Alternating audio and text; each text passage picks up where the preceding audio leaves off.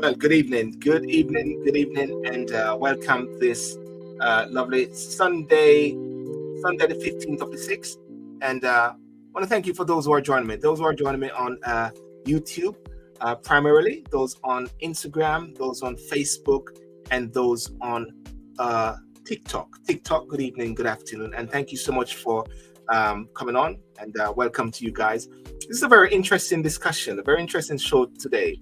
Talk about artificial intelligence, what you need to know and what you don't as well. And I'll be joined by a couple of guests. But first of all, before I go into my guests, I just want to just set out some things, just set the stage.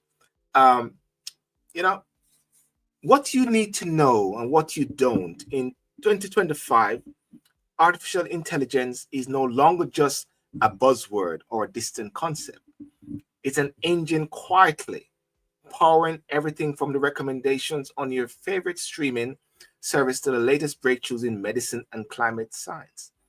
AI agents are no more sophisticated than ever, able to plan, reason, and even strategize like seasoned professionals, while generative AI tools are becoming mainstream, reshaping industries and redefining what's possible in our daily lives. But with all this rapid progress comes a wave of questioning, myth, and misconceptions. Is AI really on the verge of matching human intelligence? Or is it just a powerful tool with clear limitations? How do these systems work? And can we trust their decisions? Tonight, we're going to break down what's real and what's hype from a perspective, exploring the trend shaping AI in 2025, and to discuss some of the crucial issues of transparency, ethics, and regulations that everyone from business leaders, everyday users need to sort of understand. And ladies and gentlemen, this is just a starting conversation. Whether you're an AI enthusiast, a skeptic, or just curious about this technology is changing the world, this show is just a starting conversation. And I'd like you to share and tell everyone about it because I call it a slow creeper, which is happening. But first of all, I'm going to invite my co-host, Mr. Onion Cross, all the way from the land of Trump. Onion, how are you? I am good. How you doing, Sylvan? Not bad. Happy Father's Day to you, sir. Happy Happy Father's Day. Father's Day to you as Yes. well. How are Uh, you doing? Yeah, we're good enough. We're good. As we have always been talking about this particular topic for a while over the years, and we have been talking about how we're going to do it. But yeah, we just got the ball rolling, you know. And I'm going to have Mr. Michael Ramsay from Talk AI Global. I'm going to come in shortly. But in the opening, what's your perspective with the opening and with artificial intelligence? I know you're enthusiastic. No, I appreciate it. This is a topic that I have spent enormous amount of time over the last couple of years delving deep into it. And I think you open in monologue talk about, the fact that day-to-day users today, they're using some form of artificial intelligence. They just don't Mm, know. You talk about recommendation systems, etc. I think the moment that sort of catapult AI into the psyche of everyone is what we call the chat GPT moment back in 2022, because they were, everyone talk about this capability, right? You see it in your Netflix recommendation, etc., but it wasn't something that was accessible. So ChatGPT usher in the whole age of large language model, and now we're on the cups where it's going to transform many industries. I think one of the big difference here, Silburn, is that the whole artificial intelligence techniques is touching everything, right? Whether you're in medicine, whether you're in law, and I think the whole generative aspect of it is making it accessible to a trove of professionals, and students are using it.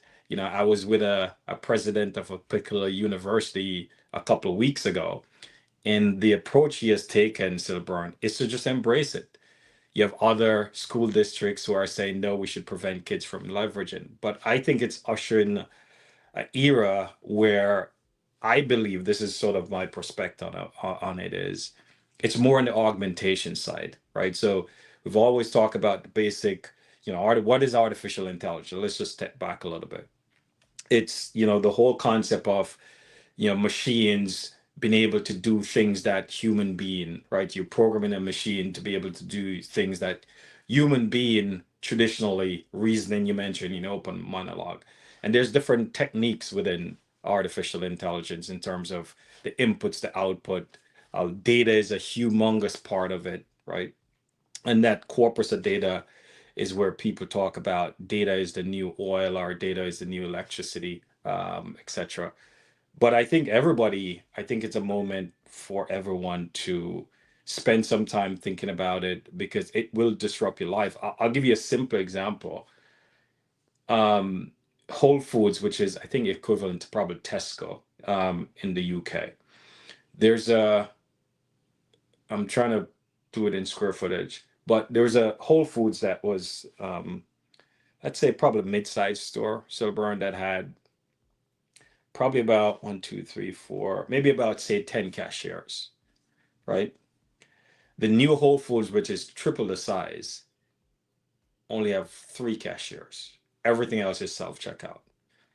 And within that system, you have visioning system cameras, you have payment system. All of that is automated. You've seen that in fast food where you don't go up and ask for give me number one or number two. You go in a kiosk. So it impacted our everyday life. And the more we get familiar with the tool in terms of how you leverage it, I think is the more it's going to become useful because I believe it's going to be augmentation. I don't get up into the whole dystopian AI is going to take over, etc. I think it's more augmentation, and I think the more we could teach people how to leverage it, I think it's going to be an important piece. Fantastic. Thank you for that opening. I'm going to bring in Mr. Michael Ramsay shortly, and Michael Ramsay is the real talk on AI strategy. Let me just change this background here. Let me just bring this back up. Take us back here. And he looks like me. His It picture looks looks like well. The whole aspect of AI is that there are lots of. Could we say that there are clone factors or something like that? Is that I maybe know. maybe there are some clone factors? Is if yeah. So Michael is coming on tonight, and we're going to have this very interesting discussion. Michael is the founder and CEO of Talk AI Global, and he helped ambitious business unlock six figures value through strategic AI implementation. MSc applied in AI distinction MBA, author of AI for business leaders and 10 steps to AI mastery. And he speaks on topics like AI strategy for business leaders, the future of work with AI, real world AI user cases. So yeah, without further ado, I'm going to bring in Mr. Michael Ramsay.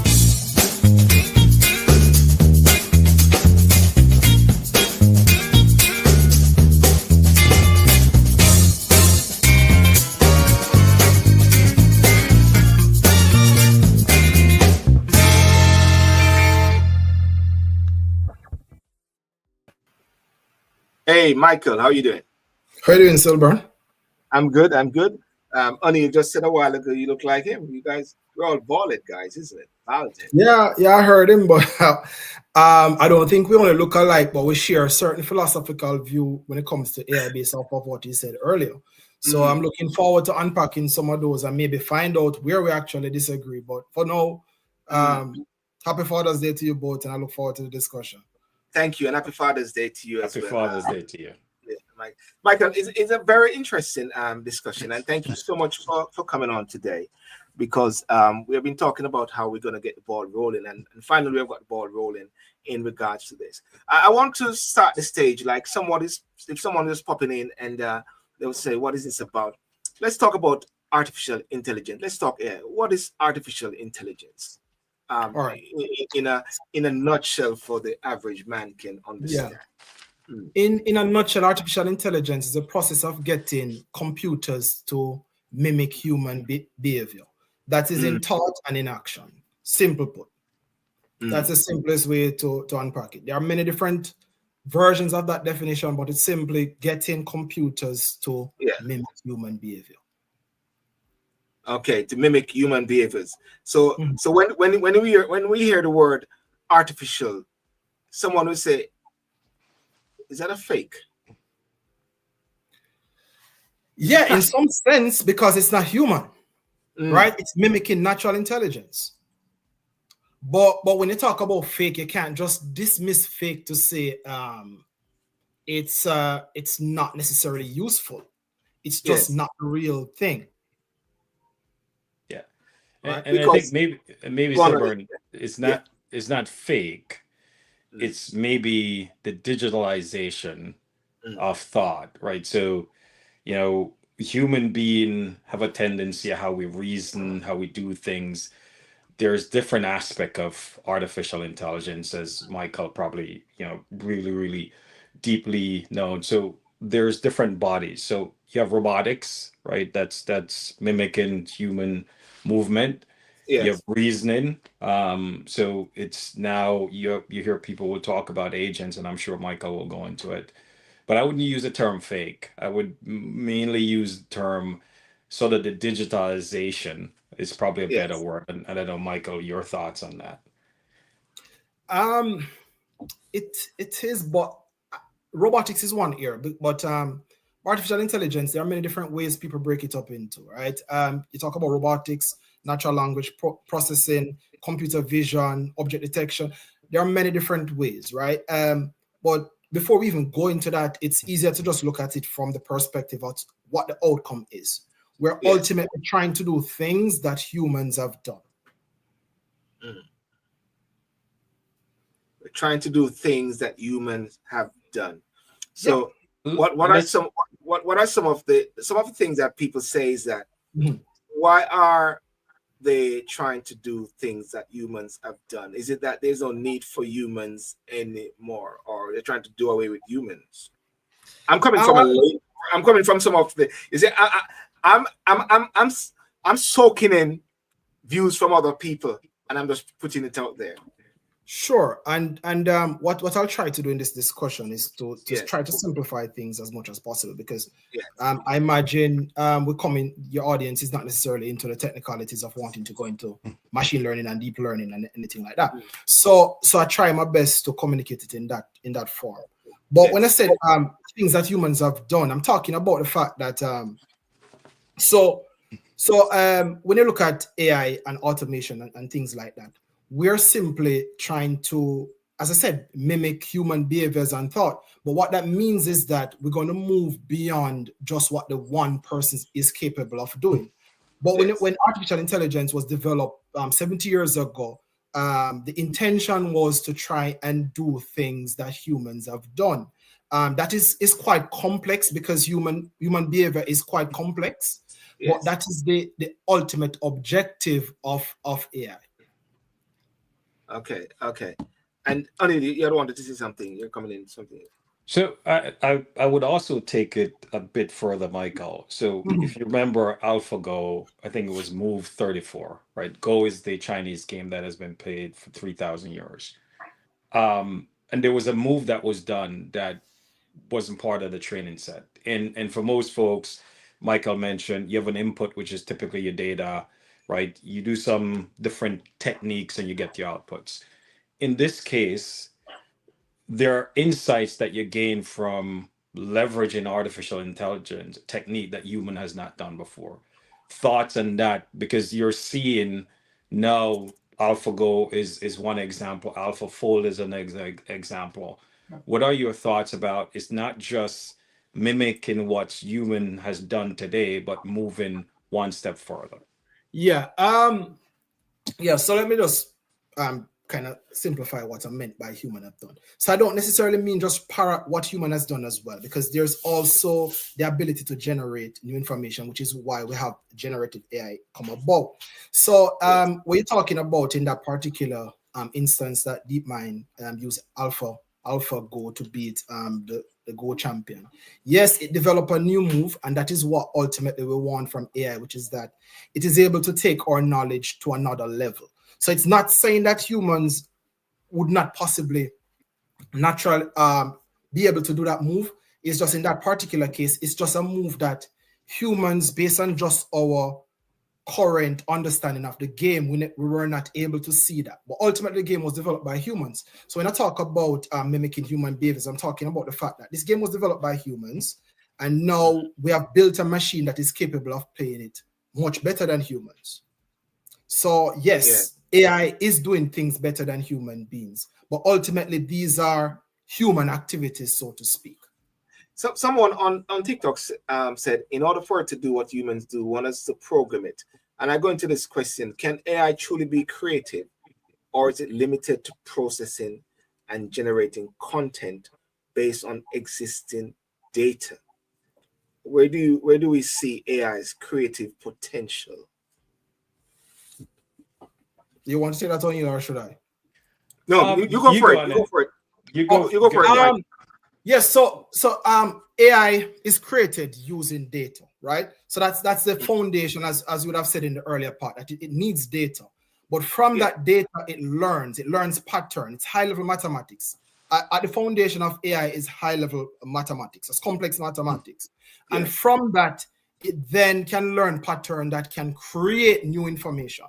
But when we talk about creativity, first, sometimes we have to define what creativity is, because there are different elements of creativity that if we just look at creativity from the perspective of novelty, then you will say AI can match that. If you look at it from value, you will say that AI can also do that. But then there's also the other element when you define creativity of intentionality. And that is where you're getting to that gray area to say, can AI truly have the intention of creating a particular thing? And if that's the case, is it truly creative? So when we're dismissing it to say it is not creative, we have to be specific under what domain we are saying that. So I'll just unpack that, Michael. So given that, if you just let's take generative AI, right? You have your large language model that is pretty much based on, corpus. I think they say circa 1922 until, depends on the model you're using, right? It's all those knowledge bits that are put together, right? And now you're able to query. You mentioned it's a probabilistic system, right? It's saying, hey, you put a prompt in, which is your input, and then you might say, tell me about World War II, right? Let's use as an example, right? And it's taking that input and then it looking at the data it has, and then it sort of generate the output. Talk about creativity from the sense that I want to create net new things, right? So that's body of knowledge. Human being has created it, right? So if you just look at the different data sets out there, they're based on, whether it's faithfully data set or any one of those data sets are out there. How would you mentioned the term define creativity? Because I saw a banner last week, and it was sort of a pun that says, chat GPT build my building, right? And it was sort of playing whether AI could be creative or it's just mimicking and regurgitating things that has been done already. So talk about when you say creativity, what do you mean from that perspective? Given what I just said, right? Okay, so let me ask you. So if you design a building that has never been designed before, would humans classify you as being creative for creating that building, that design? Yes. But if you also, with the help of AI, did the same thing, is that not AI being creative, or are you saying that because it was by a machine and it used a knowledge base, which you may have used as well when you created that, what distinguish it between what you have done and what the machine has done from a perspective of developing something novel, not from the intentionality part, right, which I dismissed earlier. Right. So I look at it as there's a difference in terms of getting the machine to do full-fledged creativity, right? Or augmentation, where, for example, I use Perplexity. That's the platform, but I use it to augment. So I will write something and I use it to augment. One could say it's still my creativity, right? But let's use a much more simplistic way. Music, right? A musician co-create music, right? Different band, different tones, whatever. Now you could use AI to say, hey, create a music like this, right? The question becomes, and I think you're getting into a space where you said it before, what is the definition of creativity? which is why because I said that's those three changing, things. right? That's And that's why I changing, was, right? and you're right. And it's the same thing why sometimes I don't even get into that discussion of AGI and ASI in terms. I do it, but when we're going to achieve it, because it's one of those discussions where, okay, when you're talking about it, what is it? If you can't even define when you reach it, then how do you know that you have achieved it? Right. And that's kind of giving it into a loop when you're having those conversations. So when I talk about creativity, which is why very early I said 3 points: novelty, value, and intentionality. What you have basically pointed out is that the only thing it can't do is have the intention of creating that song. But once you say to it, create me a song that can become a Grammy nominated song, you can use a prompt, and there are AI tools that can then write the song and then develop the all the other elements of the song. So the novelty part of it is the fact that no one else wrote those words before. No one else combined those beats before. However, the intent, and it also has value, because then if you put that on the market and someone buys it, it shows that it has value, right? But then the intentionality piece of it is that without humans' input, would it have then say, I'm going to write a song? And that is the only element I'm seeing right now in terms of under creativity that AI is not able to do. Correct, because and we could talk about it later on, where there's big lawsuits around who owns piece of that net new output that you just did. So if you take that same song that was pretty much based on input of data, right, from you name the musician or the music label, they're saying, okay, should I benefit from what you just created, right? So there's a lot of nuances out there. Sorry. And that is happening. But is that happening because of the quality of the output being so similar to the input data, or is it because it learned from it? Because there's a difference, right? Because I could create some music, I could create a company, whatever. But that doesn't prevent me from breaching on any copyrights. I have the responsibility to ensure that someone else never created something similar. Right. And if someone else created something similar, it doesn't mean that I wasn't creative. It means that I wasn't the first to do this. And I can't therefore claim that IP. Okay. Well, listen. Yeah. Thank you.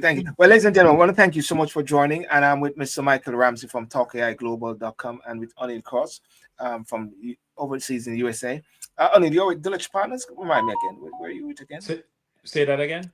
Where are you with again? What's the company you're with again? Deloitte and Touche. But also studied AI at Oxford University. Oh yes. That's how we met, isn't it? Listen, guys, believe it or not, I know only for years, and we met just a couple of years ago when you're doing Oxford, going back and forth in Oxford there. The big question, one question that I really want to ask, and it's very simple, and it's going to be so simple, and it's going to be like, you're going to say, that is so simple, Silver. Will AI make us lazy? Is it making people lazy? Michael. No, it's a funny question, right? And when someone asked me that, the first thing I said, did your smartphone make you lazy? And it depends on who asks, right? If you're a busy executive, can able to do a lot more with your smartphone. You can have meetings on the go. You can do a lot of emails. You can become a lot more productive with it. But if you decide to use it to scroll different social media platforms all day, then it helps facilitate laziness. But so yes, it can facilitate laziness if you decide to allow yourself to use it in that particular manner. But it can also make you a greater thinker. It can make you a lot more productive. You can get a lot more done in your life and in your day. So it depends on the user. It has the potential to, but it also has the potential to make you a lot better. I'm going to bring up a comment here from someone from Instagram, and this is what Miss Butler said. I know there's concern in my author community, she's an author, that published works are being used without author's permission to train AI models. You want to take that one? It's sort of what I touched on. The jury is not out yet. So there are some people talk about fair use. And I think, remind me, Michael, I think Google used that terminology, that case when they were doing the digitization of the book. And I think it was ruled that as long as it's fair use and you're open to the public. I think the piece where it's in litigation and everyone has different viewpoint on it is if you have authors, I forgot the author that is suing. There's a lawsuit against one of the big um, paper company here in the US. And what they're saying is if there's new generated content based on Michael, you have a book. Say I take and generate and write a book similar to what Michael has. Is that copyright infringement or it's fair use? I don't think anyone has ruled on it. There's multiple different cases. Um, I I don't know where it's gonna go. I think it's a 50-50 chance whether it becomes fair use, and I don't know in the UK what the legal terminology is, if it's the same, or it becomes where it's a copyright infringement. But what I think is gonna happen, this is just my opinion, as agents become more ubiquitous and as the architecture of the internet changes, because I think it will change at some point in time, because right now the architecture of the internet is based on mainly monetization to advertising dollars. I think that could change where now, because the payment system could be part of the agents, now I could pay this author maybe zero point 0.1 cents for every time that bit is used to generate content. I don't know where it's going to end up, but I think as the architecture of the internet change, which I believe is going to change over the next couple of years to a more agentic system, I think concerns like that could be mitigated by authors getting paid anytime their body of work is used. That's my take on it. I don't know, Michael, what your take on it. Yeah, so it's quite complex, O'Neill. But what you're saying there is that it assumes you can then pinpoint exactly where that information is being used. So, and if you can pinpoint exactly where that information is being used in the new material, then that in itself is enough proof generally outside of just AI that you have breached some level of copyright. So what I'm a bit struggling with is that based on how these systems work, I'm seeing it being extremely difficult to say my particular book was being used by X person just because there's a small bit that seems similar, right? Because then it could also have came from someone else, and how do you attribute it to myself versus that particular person, right? So I don't see it happening that way. Even I don't, and I'm saying I have the answer, but I'm saying it's extremely difficult to attribute it in that particular manner just because of just how these models work and the fact that you're combining different knowledge bases. So it's not necessarily just retrieving, because if it's retrieving, I said that it's also breaching on a different level.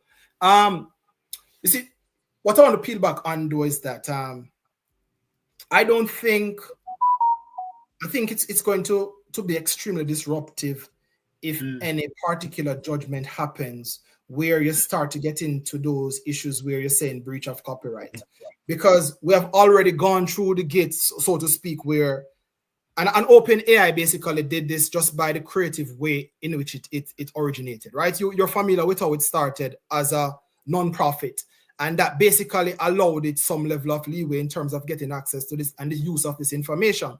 And then it said, you know what, just because Elon Musk decided that, you know, I can't have control over this, then I'm stopping the funding. And then that's where Microsoft came in now, and the idea of turning it into a for-profit enterprise. So that's a great area about how it even started. Some people question as to whether the intention was always to make it for-profit, but use the whole non-profit as a guise to somewhat get access to this training data in the first place. So those are some things to somewhat unpack, because ultimately I think ChatGPT, OpenAI, they are the ones who started using this type of data set in the public, and they have started this launch that we're seeing now. But it's not an easy question to answer, O'Neill. And as you say, it's 50-50, but my personal, it's difficult for me to even talk about, because I know the damage of taking people's information and not giving them the right value towards it. But I'm also concerned that we could potentially end up in an AI winter if there's a big judgment that says, you know what, you owe $500 billion or pounds, because that is what it potentially could be. Or could there a scenario, Michael, where you said, okay, the architecture, to your point, is what it is, right? OpenAI or any one of these, they created the models, right? They use different bits of knowledge, and they 670 billion bits of knowledge or whatever. Now, once that judgment comes down, you said going forward, you have to create some architecture that you're gonna make sure that those authors are compensated going forward, right? So to your point, because generative models are so now integrated in everything we do, to your point, the disruption from a commerce, from the ROI, the entire ecosystem, because remember now, is not only OpenAI that could be liable, it's all those other folks. And so you're talking about a very complicated, so if you're any judge, and I'm not one, you have the legal mind, Silburn, is that, are you taking that into consideration in your judgment? Because you could disrupt and Michael brought up the great point, you could have a AI winter, and AI winter was when, I forgot what period of time, funding dry up, right? And for a long time you didn't have major breakthrough, right? You could have that. And you could have, I don't remember, Michael, if you have the numbers, but if you just look back from 2022 until now, I think you could say close to almost $1 trillion being invested in the space around the world. So it'd be hard to pull that cookie back in the jar. So I think you're probably spot on that something has to come out of it. What that is super complicated. It is. It's interesting, the whole thing, and I sort of push back a bit briefly on the lazy aspect. And Anil, you can come into this as well. What do you call me, lazy? Or you call it no, none of us are lazy. But years ago, I think about a couple of years ago, we were talking about this, and it is happening in the UK now, whereby there's some lawyers who made some submission to court, and the cases that they presented were alternative fact. Let's say that word. They were fake, and the judge pulled them up. But in the UK of recent days, and I'm in this group where they found out that a submission or cases presented to a judge was fake, and I think they are being hauled before the courts, and don't know if they're going to be reported to the council or anything like that. But I go back to this whole point about, does it make people lazy, or they're not doing their due diligence, or it entices them? Let's say it entices them to be not very critical and a bit lazy. Let's go for that, Michael. Anil, yeah. Anil, yeah, Michael, you want to take it first? No, I think I gave a point on it, but if you want me to go again, as I said, I'll just give you my perspective on it. I don't think it's lazy. I'm a big proponent that is augmentation. So I'll give you an example. I have a good friend of mine who's a lawyer in Texas, and he does briefs, and he's using Gemini. And the briefs that they were doing pre sort of leveraging these tool set used to take them about a month, right?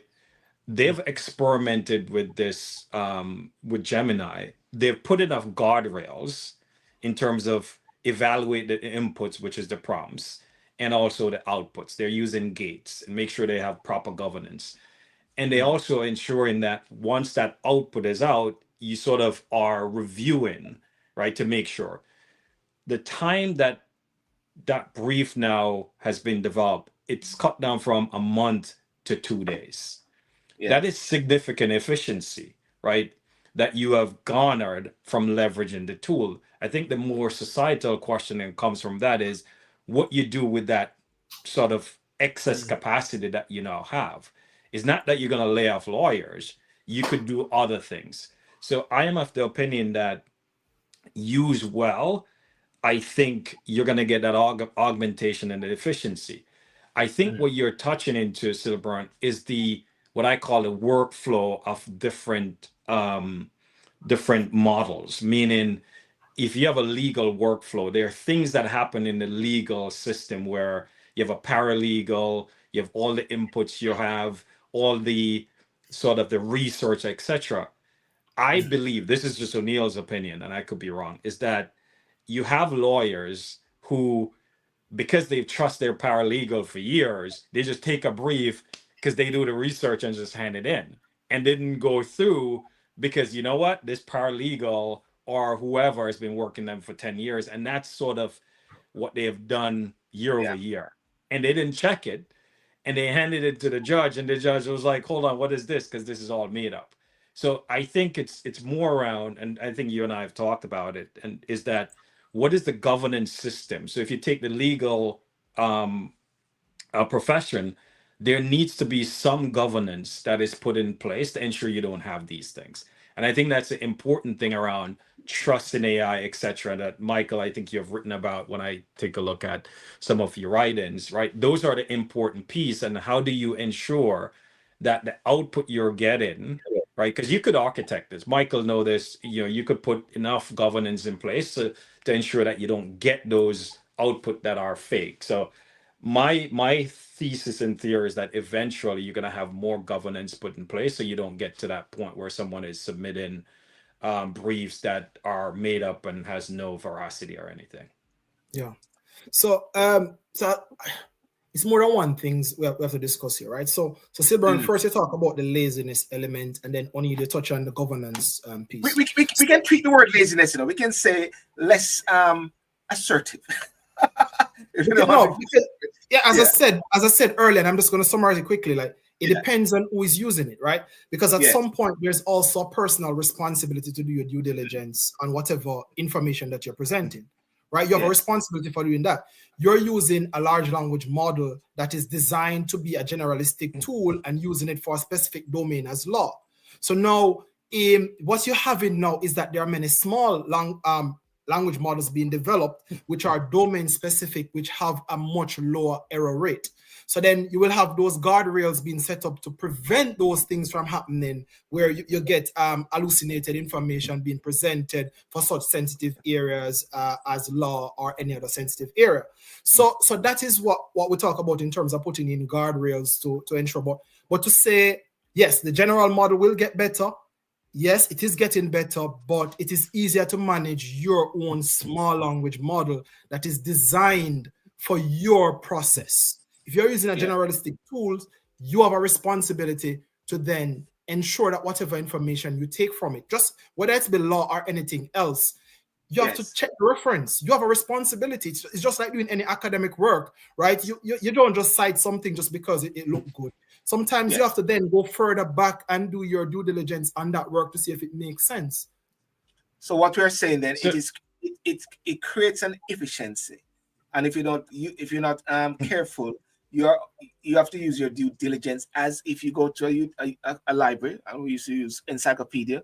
We don't just take things and just put it there. We still have to critically analyze it, isn't it? I guess that's your point. So it's a complex thing, Silburn, because my answer is specific to what you're talking about, right? Yes. When we're looking to integrate tools within companies and different systems, then there are many guardrails that are set up to ensure that these things don't happen. What we're talking about here is a responsibility when you're using general tools. Before you put something in production, you have to ensure you do multiple different testing just to ensure that these things don't happen. You do edge testing just to make sure whatever is put out there in the public, it meets a certain criteria. So it's two different situations we're talking about here. Yes. I think the other thing too, Michael, there are different levels of understanding, and it doesn't mean that people don't understand. So if you take the normal man on the street, right? You and I, Silburn, we've studied this thing, we understand it. So if you're a normal person, we're just breaking up. You own a company, you have 10 employees, and Silburn walked in and said, look, I'm going to sell you this tool, right? And this tool is going to do X, Y, Z. You mentioned hallucination, and most people don't realize hallucination is a feature, it's not a bug. It's part of the whole ecosystem, how it was architectured, right? It is going to make stuff up, right? And you mentioned guardrail. But take the normal man who just have 10 employees, want to leverage this thing, right? What are the things that they should look out for? What are the questions, right? When Silburn walk in and say, by the way, I have this tool, it's going to make your life better, etc., etc. You get excited. What are the questions that these mid-level companies should ask? Because you and I, we're probably going to ask a million questions. We're going to ask, what the weights. We're going to ask about the guardrails, etc., techniques, right? What is the normal person should ask? Yeah, before you even go into what you ask them, you have to ask yourself, is this the best use case for AI in my business? That's the first thing you have to ask yourself before you look to any further. Mm-hmm. You have to think business first when it comes to AI. So if you're running a business, a 10-person business, you have to think and say, okay, collectively as a team, let's determine where our bottlenecks are, where our pain points are. Let me understand from that perspective to say, okay, what my business objectives are. And once you understand what your business objectives are, then you start to look to say, okay, how can AI help me to solve these? This is where you're coming to the augmentation bit that you talk so highly about, right? But if you lead with the technology first, you run the risk of buying something that doesn't give you the ROI for your business, because your business may not be designed for it. It may require certain type of data that you don't have. It may require certain infrastructure that you currently don't have. So those are some questions you're ultimately going to ask. But when you talk from a business first perspective, you tend to unpack those questions. You start to say, okay, these are my these are my business objectives. These are my potential use cases. Then I prioritize my use cases based off of what I can actually afford right now and what will give me the best ROI. Then you're looking to also what data you have and what maybe don't necessarily need a lot of data, because you can just basically buy the technology based off of just the whole architectural design. So you have to start business first. Only that's a simple answer. And any listener listening, you start business first, and then you move closer towards talking about tech stack and these other demos that are presented in front of you. So Okay. pretty much what you're saying, Mike, one second there, Silver, is make sure you understand the steps. So every business has, you call workflows. What are your steps? So it might have 10 steps. And Michael said something that is super important, because we have a lot of people who have whitewashed their capabilities. They walk in and tell you it's going to solve the next whatever, and you get so excited that you buy it. The data is important, right? If you have bad data, because remember, you have to label the data. That's super important. If you have bad data, I don't care what the output you're trying to get, it's going to be hard and it's going to be a failed project. So you will spend a lot of money and you're not going to get the output that you have, right? Data is so important because it's sort of your input. So for folks who are listening, I would say talk to an expert, talk to someone like Michael that says, okay, I want to use, I want to improve my point of sale system using AI. Where should I start? To Michael's point, which is important, if you start with the tech, most likely you're not going to get the ROI you have, and you're just going to get frustrated and say it doesn't work for me. Yeah. And that is part of the reason why I'm having these type of conversations only, because my concern is that you have people out there presenting AI as a all-in-one solution to all your problems, whether business or personal. And then what it does is that when it turns out that it's not the case, you then start to have these conversations where people promoting and saying AI is overhyped. And then you and I know there is a level of overhyping in AI, but there are also other concerns about AI, certain developments that people should not ignore. And what I don't want, I want people to be in that middle, where they're seeing the productivity gains, they're seeing the possibilities of AI, but they also understand the risk in terms of job displacement. They see the risk in terms of how certain policies could potentially affect them. So they become involved in the decision-making process. They're involved in managing their careers so that they can pivot whenever, if their particular industry gets disrupted. I'll say, folks, one of the big, it's in the news to amplify Michael's point. Go check out the whole builders.ai story. That is a perfect example of whitewashing AI, talking about it could solve all these stuff. I would say, folks who are listening, just Google builders.ai and they'll go through exactly what Michael is talking about. Well, one of the things, Michael, I want to go on. One of the things also which we said from the start is this conversation is a start. and there's so much to unpack because I'm getting some comments here at the same time. Michael, just say what you want quickly. I want to move on to something. No. I don't mind hearing the comments. I was just saying, things like that. Those examples are what I'm generally frustrated by, because many large venture capitalists tend to fall for these, and I still, to this day, are always confused as to how you fall for these things if you're just buying names instead of doing your proper due diligence. Yes. And that is why I said, and I'm glad O'Neill plugged that in to say, when someone comes and sell you something and it looks all dandy, you have a personal responsibility to do your due diligence and ask some questions to say, what value is it really generating and how? And if someone can't answer you in terms of how it's doing it, because even though AI has a black box element to it, a big part of AI that we can probably get into next time is explainability. Right? Yeah.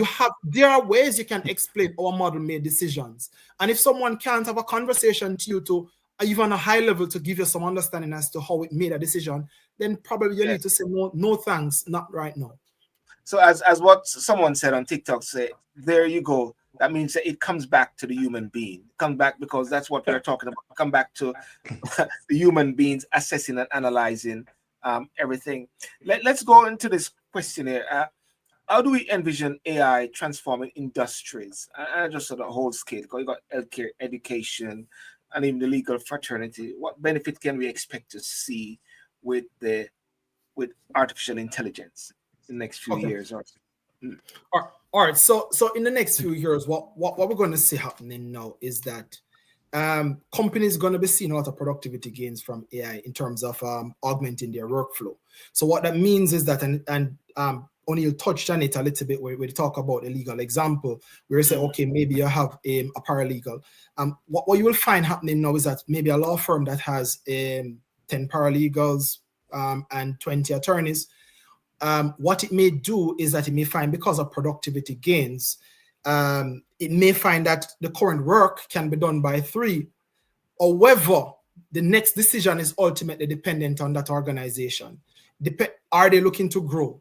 If they're looking to grow, then they can then focus on giving those people more of their specific work. If they're looking to just remain the same, then the benefits that they're going to see is to try and say, okay, I need less people, so maybe I send some somewhere else. And that's a reality, right? But ultimately, it depends on the organization. So roles are going to disappear, But all people talking about like every role is going to disappear, I don't see that. What you're going to find more is that certain elements of a role is what is going to necessarily kind of somewhat disappear, because you're going to focus on certain domain that AI may take a longer time before it is able to fully gain the trust and the judgment to do that part of the job. So that's my general, without talking about So I'll just say that before I talk about healthcare and education. Yes. And O'Neill, and you guys, that leads me straight into, and you guys, we can always go back around with this particular question. Balancing the benefits of the AI-driven automation with the potential loss of jobs, and the need for workers to adopt new roles. This is what you just leaned into a while ago, Michael, and O'Neill, you can come into this now, whereby we talk about the loss of job. Because this is what I was having some discussion on TikTok and some different persons, and people are hammering onto this. They're going to take our job. They're going to take our job. Break it down and sort of lay certain fears, if anything. Maybe I don't know. Maybe I'm a very optimistic person, and maybe history. If you just look at history, we have had major industrial transformation over centuries. Cars, etc. And there's a story around calculators. When the first set of calculators came out, people said you don't need accountants no more, and we have more accountants than anything else. I think you touch on a thing around upskilling and reskilling, and Michael written about this around workforce transformation. I think Michael bring up a point. If you're a company that is going to stay stagnant, you're going to say, look, I had 10 people and now I'm going to go down to 3. Right? And you're just going to stay there. But now, if you're so much more forward thinking, you said, now with the excess capacity I have, I might move into another area at a domain that I'm at, and I could add more value.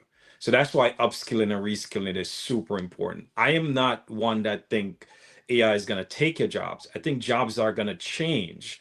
So I'll give you an example, right? If you go to China, one of Alibaba largest warehouse, mainly robots. But guess what you have? You have a ton of people who has to maintain those robots. They have to maintain them, all the things that pop up around it. So I don't believe that it's going to take your job per se.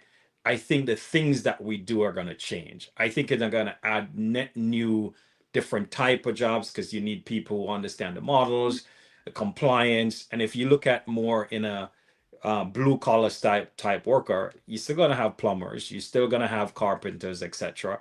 But they're going to be augmented. You know, I had someone over my house and he was putting a new stove in, and he had this AI tool that's sniffing for gas. And I was like, what's that? And he has his thing right here. He's telling him, so you're going to have more augmentation. But my perspective, and others have different, is not that AI is going to take your job. I think you're going to have different type of job. That's just my perspective on it. Yeah. So what, Michael? Go ahead, Michael. No, so some of that is going to happen in only. But my concern is that, as I said, in the short term, and it has happened when you have great transformation, and AI is one of the major technological transformation in our history, right? Is that you generally have a period of displacement before things start to settle. So yes, new jobs are being created. There are many jobs being created, especially in machine learning and AI right now.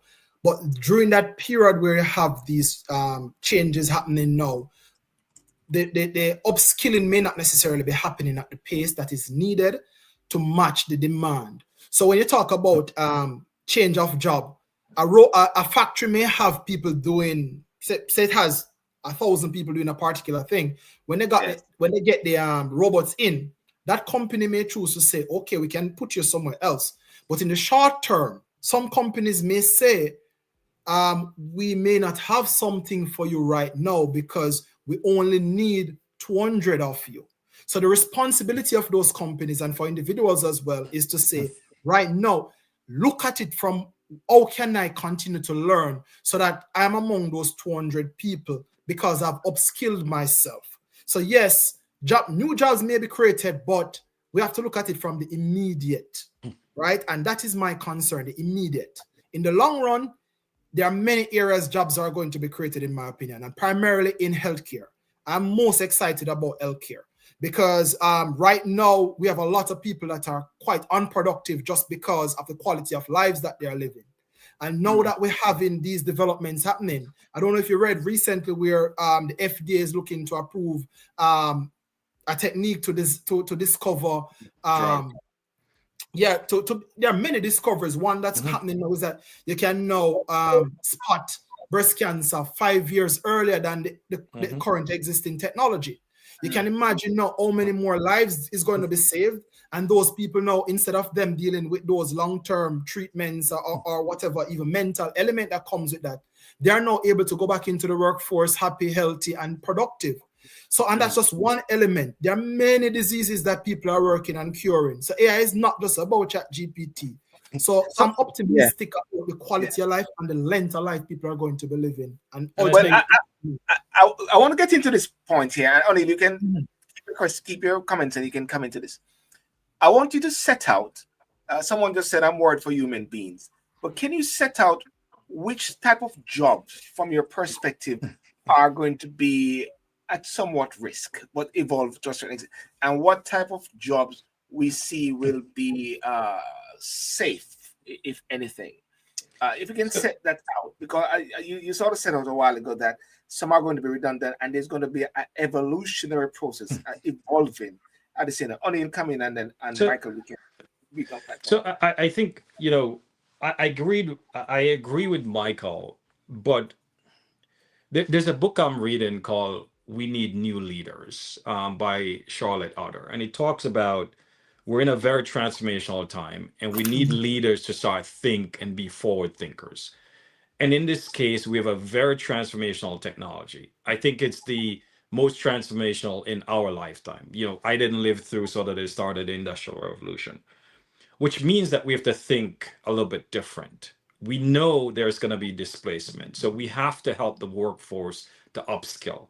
We have to make that investment, because if you don't, you're going to leave a ton of people behind. You're talking about what industry. If you take people that look like us, what jobs do most of us? We're in the services business. I think I mentioned when we started, take a McDonald's, take any one of those. If you used to go into McDonald's in the US, you probably had 10, 15 cashiers. Now Mm. you have three, you have kiosks. So what are those folks are going to do?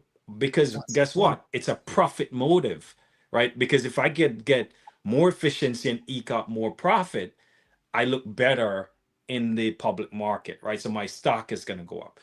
I think we have to step back a little bit and say, you know what? We have to prepare the workforce and we have to make massive amount of investment in upskilling and reskilling. Because if we don't do that, Silburn, we'll get to Mm. the point 5 years from now, 10 years from now, we're leaving a lot of us behind.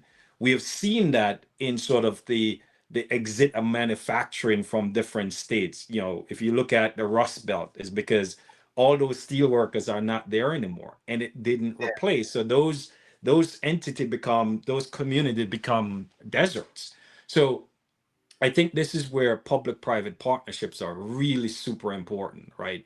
And I think this is where folks like Michael and others speaking about the reason that the upskilling and pushing policy is going to be important, because if you let profit drives everything, Mm. you're going to You, wake up and leave a swat of folks. yeah, exactly. Exactly, and that's exactly my concern, right? So I sit in the middle, right? I run a business. I talk to business owners who are looking to use AI, but those conversations are not necessarily always about replacement. They're also about augmenting jobs and how we can move people into different areas. So, but you do have conversations sometimes where people are looking to save on the bottom line in the short run. So, policies are going to be extremely important, which is why many AI leaders and many they're trying to align themselves with governments to ensure that when these policies are created, they are balanced. Because at the end of the day, if you create policies that are not so favorable to the technology, then you find yourself being in competition with the other side of the world who are looking to advance this technology as much as possible. So yes, we need to focus a lot on upskilling people so that they are prepared to deal with the new environment. Yeah. Well, as we're coming to the end now, and ladies and gentlemen, as I said, this is just the start of the conversation, because I have some other question, but well, we're going on a particular length, and just this final one is, as AI become increasingly integrated into our daily lives, because I call it like a slow creeper. How can we ensure transparency, accountability, and ethical considerations are prioritized in its development and deployment? What are these checks and balances? It may have been touched on before, but in sort of breaking it down and have it concise. All right, so let me see if I can keep it high level. So Yeah, so when you want to have these systems, you want to have when you talk about ethics, you want some systems to be free from bias.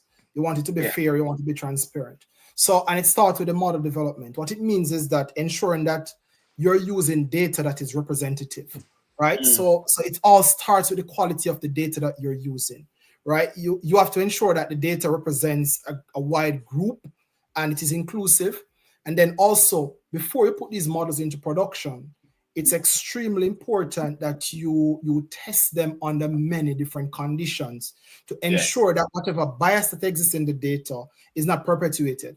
Because when you hear about these cases, sometimes Silberna, you hear about these bias models, it's because they represent human beings and they represent their biases.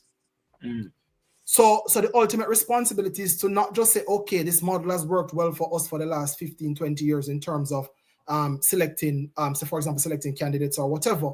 You have to then look at the data and say, here what? Yes, we have been biased, we have been marginalized in a particular group. Let me ensure that when I put in these personal data or whatever, it doesn't marginalize. All right. yes, So it's important in that sense. And without it, you won't have trust.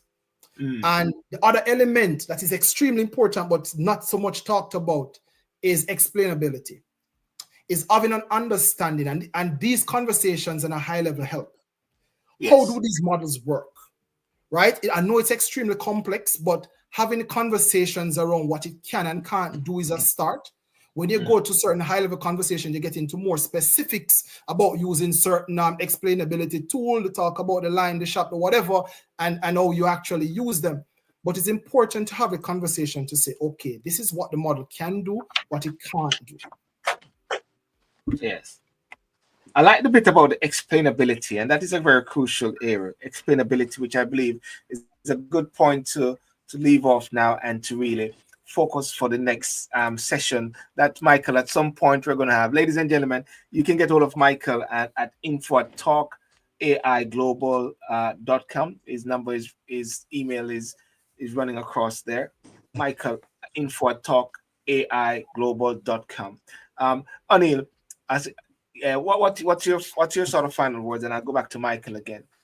No, I think Michael said it best, because we have to realize that sort of the knowledge bits we're talking about is human knowledge that has existed over hundreds of years, right? So, I would tell people go read up on ImageNet, for example, because a lot of the models, ImageNet was one of the largest data set.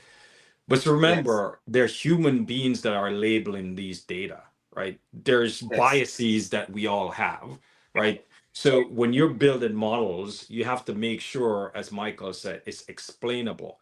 That's why I sort of touched on the piece, ask the right set of questions, right? One of the things I've yes, always asked folks when they tell me, oh, I use AI techniques. If you want to see people backpedal, they said, tell me what AI techniques. And they're like, I don't have yeah, my technical guy with me. Don't fall for that, right? Because it's uh, important, because guess what? The reputational damage for your brand, if you leverage something that then spit out whatever, and then your customer are using that, it's gonna be up on you. So do your mm, due diligence, bring in people like Michael to say, hey, this is what I'm trying to do. Bring in the experts, right? My company does it, right? So we advise a ton of Fortune 100, Fortune 500 companies around this. If you can't afford it, guess what? The universities, they'll help you, right? A lot of universities have students who are willing to come out and help. So don't fall for the trap, because in the end, it's your reputational risk. And then just be due diligence. And to Michael's point, ask for the explainability of it, and then do testing. There's a lot of testing, red teaming as they call it, blue teaming of these models and these outputs. So there's folks like myself, there's folks like Michael out there, that you could contact and say, hey, this is what we're trying to do. And especially for our Caribbean communities, right? This is where the diaspora, I think, could help also, Silburn, in yeah, terms of helping our communities, because sometimes our yes, communities are the one who are taking advantage, where they're buying stuff that doesn't give them the output and could have reputational risk for them. right. Michael, your last word, sir. Yeah. So on an enterprise level, I would say the last word I would say is that start with your business. Start with your Yes, business objectives. What are you trying to achieve as a business? And mm, if anyone presents anything that doesn't help you to achieve that, if you can't see it, then walk away and get help from someone who can actually show you how AI could add value to your business, not necessarily just mm. add value because of whatever they say it can do. Fantastic. Well, ladies and gentlemen, I want to thank you so much for joining. And Michael, I want to thank you so much for coming on and to start the conversation on artificial intelligence. And O'Neill, thank you so much for also joining with this very rich conversation. We'll have to do it again. We'll have to plan some other time. And of course, some questions will be coming through. And especially, we'll go over onto TikTok zone at one point and also have this sort of discussion, because So I call it a slow creeper. It is something that we don't want to sort of just all of a sudden say, what is this? To grow into it. Yes, Anil, yes, I. so I'm in London. So Michael, you're in London, right? No, Yes. I am. I visit London often. I'm actually going to London in about half an hour from now. But But I'm in you're in the I'm in the UK. Midlands. I'm in the Midlands, Yes. but I Okay. visit London quite often. Okay, Yes. so I am there July. I'll send Silburn. So Mm, Oxford are having a human in AI. It's a 2 day at Oxford that I'm coming in for. There will be a tour of, I think, Anthropic Lab as part of it, Michael. So if you're Mhm. interested, I think it's July 2nd or 3rd. I don't remember the day. So I'll Okay. be in town for that. It's a 2 day symposium in Oxford that I'm coming in for. And is that's on the basis that you're allowed to leave from the United States by Donald Trump, isn't it?